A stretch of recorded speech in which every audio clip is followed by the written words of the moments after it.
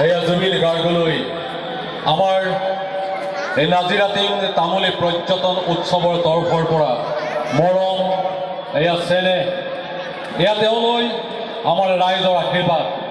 কেৱল আমাৰ নাজিৰাটিং তামুলী পৰ্যটনস্থলীৰ পৰা বুলিয়েই নহয়, আমি সমগ্ৰ তিনিচুকীয়াবাসী ৰাইজে, সমগ্ৰ তিনিচুকীয়া জিলাই সকলোৱে, সমগ্ৰ অসমৰ ৰাইজে জুবিন গাৰ্গৰ দীৰ্ঘায়ু কামনা কৰিছে। জুবিন গাৰ্গৰ পৰা আৰু বহুত বহুত বহুত অমৰ সৃষ্টিৰ কামনা কৰিছে।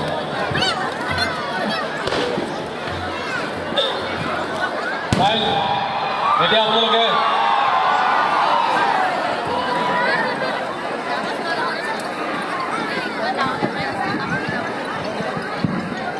এতিয়া কিন্তু ৰাইজ আপোনালোকলৈ অনুৰোধ থাকিব, আপোনালোকে খুব সুন্দৰকৈ এই অনুষ্ঠান উপভোগ কৰিব।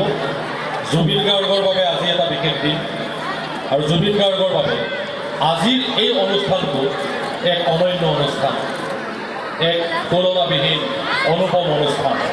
সেইবাবে জুবিন গাৰ্গে আজিৰ এই অনুষ্ঠানটো স্মৰণীয় কৰিবলৈ প্ৰয়াস কৰিব।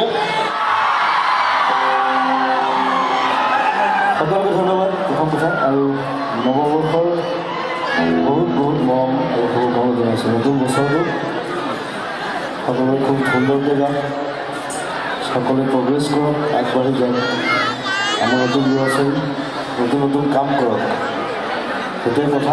আৰু সুৰেন ফুকন মোৰ বন্ধু, সুৰেনক ধন্যবাদ জনাইছোঁ যে এনেকুৱা এটা পৰ্যটনস্থলী নাজিৰাত কৰিছে। সকলোৰ কাৰণে এটা সুখবৰ। বাহিৰৰ মানুহ আহিব, আপোনালোকো আহিব, সকলোৱে আনন্দ কৰিব ইয়াত। আৰু মোৰ এটা প্ৰতিমূৰ্তি ইয়াত স্থাপন কৰিছে। মই সেইটো অকণমান আচৰিত কথা, নিজে নিজৰ প্ৰতিমূৰ্তি দিছোঁ, খুব কম মানুহে ক'বলৈ পায়। চ' সুৰেনক মই ধন্যবাদ জনাইছোঁ আৰু ডিব্ৰুগড়বাসী গোটেই ৰাইজক ধন্যবাদ জনাইছোঁ তাৰ কাৰণে। Thank you very much, I love you. Thank U.